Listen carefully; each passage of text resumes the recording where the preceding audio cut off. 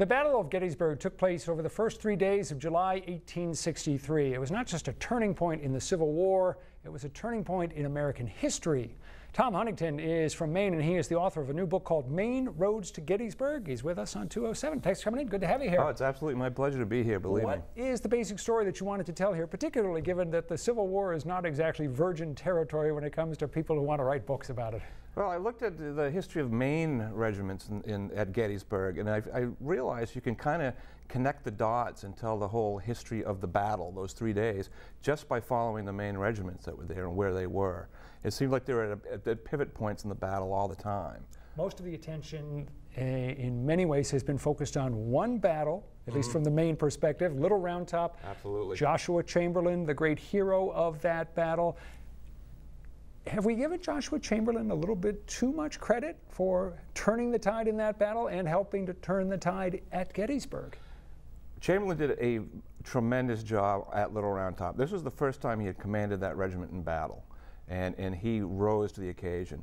Now, some people will tell you that Little Round Top was not as important as, say, Culp's Hill on the other end of the Union line. But you can't disparage the bravery of Chamberlain and his regiment in that fight.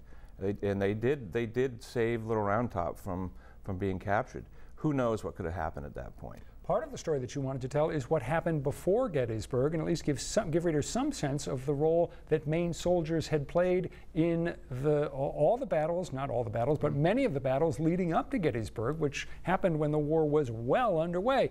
What role did Maine soldiers play in the first year or two of the war? Maine soldiers were everywhere, you know, and I write about the Eastern Theater and the Army of the Potomac. They were also out west and fighting in the Western Theater. But, you know, as I'm going through the stories and reading the letters and the journals, I'm finding great accounts from the Peninsula, where Maine soldiers were fighting, Antietam, Fredericksburg. They were everywhere. A lot of Maine soldiers volunteered. That's part of the reason why Maine, for a small state, played an outsized role in the Civil War. What was it that drove these soldiers to want to be part of this cause? Well, I want to say, first of all, that the root cause of the Civil War was slavery. And that's why the Southern states succeeded. They thought Lincoln and the Republicans were going to interfere with slavery. But most of the soldiers, especially from Maine, they volunteered because they wanted to restore the Union. For many of these men, this was almost like a sacred cause. And George Washington was a secular saint. So that's what they wanted to do. And then, of course, after the Battle of Antietam, Lincoln issued the Emancipation Proclamation. And the war did turn into a war to end slavery as well as to restore the Union. One of the things that you look at is the role of a general named Oliver Howard. Unless you're a real Civil War buff, you probably are familiar with Oliver Howard. Who was he? Well, he was a Bowdoin College graduate, and he was the commander of the 11th Corps in the Army of the Potomac, which was humiliated at Chancellorsville.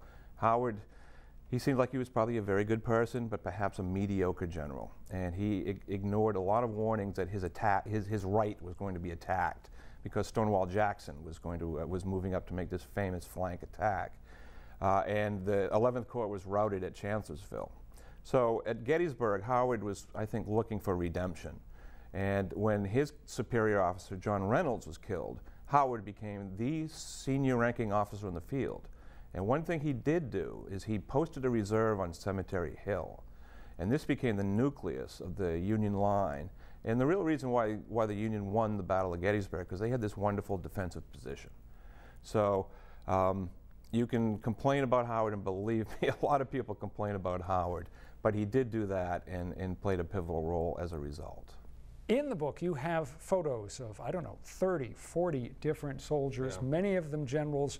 Did you want to give a face to some other people besides Joshua Chamberlain? Was that the intent here? Yes, I said the book could have been called Beyond Joshua Chamberlain, because I wanted these other soldiers like Hiram Berry, who didn't even make it to Gettysburg. He was killed at Chancellorsville, but he was a rising star in the Army of the Potomac. He was a major general. His men loved him, and there are supposedly rumors that maybe someday he would command the entire army. But he was shot down at Chancellorsville. He was a fascinating story. I was at a book signing festival in Boothbay a few weeks ago, and a man came up to me and said, I had a relative in the 16th Maine, which did a great job at Gettysburg. And I said, what was his name? He said, George Bisbee. I said, well, his picture is in the book. One of the things that's interesting about this is that Joshua Chamberlain was a professor at Bowdoin College. A lot of the soldiers in this book that you write about came from Bowdoin College. You were a student at Bowdoin College. You did research for this book in the Bowdoin Library where you had worked long ago. What was it like to get back and reconnect with Bowdoin in that way? It was almost an out-of-the-body experience, you know, because I had worked in that library, and then, 35 plus years later, I'm back there researching a book. And they have incredible resources at Bowdoin.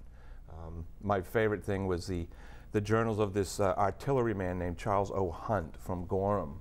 And after the war, he wrote out by hand these 2 very thick volumes of all his Civil War experiences, transcribed all the letters he had written, and tells some amazing stories about what happened to him in the war. The name of the book, Maine Roads to Gettysburg by Tom Huntington. Tom, thanks for coming in. Appreciate you being here. Thank you very much for having me. Stay with us. We're going to be back with more of 207 in just a moment.